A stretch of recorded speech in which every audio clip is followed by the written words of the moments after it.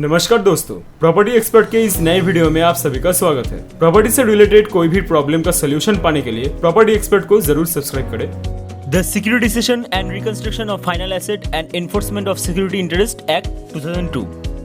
ये एक्ट बहुत ही strong act है। इसमें बैंकों को ये अधिकार देता है कि वो अपने सिक्योर लोन की वसूली के लिए डायरेक्ट बिना कोर्ट के पास जाए आपको नोटिस देके प्रॉपर्टी पर कब्जा कर सकता है। ये बहुत स्ट्रॉन्ग कानून है। इस एक्ट के आने से पहले क्या होता था, जब लोग बैंक के पैसे नहीं देते थे तब बैंक को सिविल कोर्ट में जाना पड़ता था और सिविल कोर्ट में सालों साल केस चलता था। फिर हाई कोर्ट में अपील होती थी, फिर सुप्रीम कोर्ट में, ऐसा बहुत साल निकल जाते थे। अगर आपने किसी बैंक से सिक्योर लोन लेते थे, किसी प्रॉपर्टी पे होम लोन लिया था या लोन अगेंस्ट प्रॉपर्टी लिया था या कोई ओवरड्राफ्ट लिमिट लिया था बैंक को एक प्रॉपर्टी बंधक रख के, और वो लोन अगर एनपीए हो गया है, एनपीए मतलब वो लोन नॉन परफॉर्मिंग एसेट में क्लासिफाई हो गया है, मतलब आपने पिछले 90 दिनों से उस लोन की ईएमआई भरी है, तो वो लोन एनपीए हो जाएगा। तब बैंक आपको एक नोटिस भेजेगी। सरफासी एक्ट के सेक्शन 13 के तहत नोटिस आपके पास आएगा। नोटिस के अंदर बैंक ने आपसे ये कहा होगा, आपको हमारे इतने पैसे देने हैं, इतना प्रिंसिपल देना है, इतना इंटरेस्ट देना है और 60 डेज के अंदर आपको सारे के सारे पैसे दे देने होंगे, नहीं तो इस प्रॉपर्टी का पोजीशन लेने का कार्रवाई शुरू कर देंगे। बहुत लोग नोटिस इग्नोर कर देते हैं, लेकिन नोटिस लीजिए और अपने कॉम्पोनेंट लॉयर को वो नोटिस दिखाइए और उस नोटिस का रिप्लाई करने का अधिकार है। आपको उस एक्ट के अंदर उस रिप्लाई में अगर बैंक ने इरेगुलरिटी की है या लोन अमाउंट जितना है वो मांग रहे हैं उसमें डिस्प्यूट है, या जितना वो इंटरेस्ट मांग रहे हैं उसमें कुछ डिस्प्यूट है, या आपका लोन एनपीए ही नहीं हुआ है, या कोई भी लीगल ग्राउंड, वैलिड ग्राउंड आपका बनता है, तो बैंक को वो रिप्लाई भिजवा सकते हैं। और वो रिप्लाई बाद में जब आप अपील में जाएंगे डीआरटी में या हाई कोर्ट में, तो वो रिप्लाई काम आएगा। अगर आपको ये वीडियो अच्छी लग रही हो तो लाइक का बटन जरूर दबाइए, और अगर अभी तक अपने चैनल को सब्सक्राइब नहीं किया है तो जल्दी से जल्दी सब्सक्राइब कीजिए और नीचे दिए हुए बेल आइकन पर क्लिक कीजिए।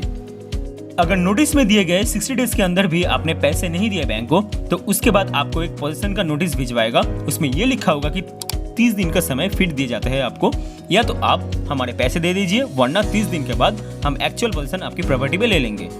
और 30 दिन होने के बाद भी आपने पैसे नहीं दिए तो बैंक को ये अधिकार है कि बैंक आपकी प्रॉपर्टी पर कब्जा कर सकती है और लोकल पुलिस की हेल्प भी ले सकती है। बैंक आपकी प्रॉपर्टी को बेच भी सकती है, आपकी प्रॉपर्टी को किराए पर भी दे सकता है और किराया खुद ले सकता है बैंक आपकी प्रॉपर्टी या बिजनेस को खुद भी मैनेज करने के लिए मैनेजर अपॉइंट कर सकता है।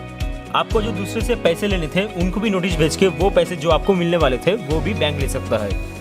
अगर बैंक आपकी प्रॉपर्टी का नीलामी प्रक्रिया शुरू करता है तो आपके पास फिर एक नोटिस आएगा जिसमें ये बताया जाएगा कि नीलामी का डिटेल्स क्या होगा, क्या टाइमिंग है, क्या आस्था है, कितना आपकी प्रॉपर्टी का रिजर्व प्राइस रखा गया है, एक्सेट्रा एक्सेट्रा। उसमें भी आपको ऑब्जेक्शन है तो आप बैंक को रिप्लाई कर सकते हैं, अपना ऑब्जेक्शन रजिस्टर करवा सकते हैं कि मेरी प्रॉपर्टी की वैल्यू ज़्यादा है। मान लीजिए आपकी प्रॉपर्टी की वैल्यू 1 करोड़ है, बैंक उसको किसी साजिश के तहत 50 लाख रुपीस में बेचता है, तो आप खुद अपने तरफ से किसी खरीदार को ले आके बैंक को बता सकते हैं कि ये आदमी इस प्रॉपर्टी को इतने रुपीस में खरीदना चाहता है। बैंक सिर्फ प्रॉपर्टी को नीलाम करके इतना ही पैसा रख सकता है। सब कुछ मिला के अगर बैंक ने आपसे 20 लाख रुपए लेने थे और प्रॉपर्टी बिकी 1 करोड़ में, तो बैंक सिर्फ 20 लाख रुपए ही रखेगा और बाकी के 80 लाख आपको वापस कर देगा।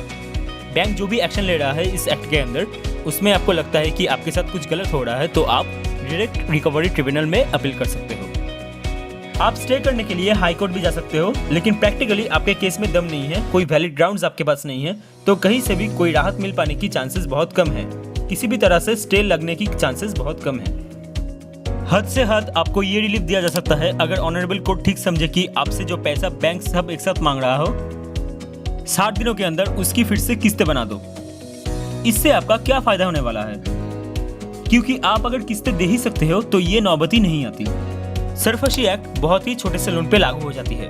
अगर ये सिक्योर्ड लोन था, सिर्फ 1 लाख रुपए से ऊपर का लोन था, तो वहाँ भी ये एक्ट लागू हो जाती है। लेकिन एक कंडीशन और है कि आपने कितना भी लोन लिया है उसका कम से कम 20% प्रिंसिपल एयर उस प्रिंसिपल पे लगने वाला इंटरेस्ट बाकी होना चाहिए, तभी ये एक्ट लागू होता है। देखा जाए तो बोरोवर को भी एक राइट्स देता है कि आप अपील कर सकते हो कि अगर आपके ऑपोजिशन बैंक गलत तरीके से ले लिए हैं तो सेक्शन 19 के अंदर आपको कंपेंसेशन मिल सकता है, एक्सेट्रा एक्सेट्रा। अगर आपने सिक्योर लोन लिया है और लोन नहीं चुकता किया है तो आप प्रॉपर्टी को नहीं बचा पाओगे। एक तरीका है बचने का, और वो ये है कि आप बैंक को ओटीएस ऑफर दो। OTS means one time settlement offer. हर बैंक के अपने अलग अलग OTS पॉलिसी है कि वो OTS की कंडीशन में कर सकते हैं और क्या क्या शर्त है। कुछ बैंकों का कहना होता है कि जितना भी पैसा आउटस्टैंडिंग है उसका कम से कम 25% पैसा तो प्रपोजल के साथ ही हमें दीजिए। फिर हम बात करेंगे कि कितने में सेटलमेंट होगा। अगर OTS ऑफर से भी बात नहीं बनती है तो आप काम का प्रपोजल दे रहे हो, बैंक एक्सेप्ट नहीं कर रहा है उस सेटलमेंट को, तो एक दूसरा अच्छा तरीका है लोक अदालत में एप्लीकेशन लगाना। हर जिले में अपने लोक अदालत लगते हैं। आप अपने जिला न्यायालय में जाएंगे तो आपको पता लग जाएगा। आप अपने जिले में एक एप्लीकेशन लगा सकते हैं, यानी कोर्ट में मुकदमा होने से पहले की एप्लीकेशन। फिर लोक अदालत से बैंक को एक नोटिस चला जाएगा और जिस दिन लोक अदालत होगी वहाँ पे जो भी बैठे होंगे निपटारा करने के लिए, और वहाँ बैंक के अधिकारी भी होंगे, आप भी होंगे, और लोक अदालत के जो भी ऑफिसर्स होंगे वो भी वहाँ मौजूद होंगे, और दोनों पक्षों की बात सुन के सहमति बनाने का प्रयास किया जाएगा। लेकिन वहाँ जो भी सहमति बनेगी, अगेन वो किसी का राइट नहीं है, अगर दोनों पक्ष की सहमति होगी तभी बात मानी जाएगी। ये भी प्रयास किया जा सकता है, या फिर आपको पूरा पैसा देना होगा, या फिर बैंक को एग्रीड म्यूचुअल अमाउंट में समझौता करवाना पड़ेगा। दोस्तों, उम्मीद है ये इन्फॉर्मेशन आपके लिए हेल्पफुल साबित होगी। आज इतना ही, मिलते हैं अगली वीडियो में, तब तक के लिए अलविदा। अगर आपको ये वीडियो पसंद आई then please like, share and subscribe our channel Property Expert and be with us. If anyone wants to buy or take property on rent, then you can fill the form given below in the description. Thank you.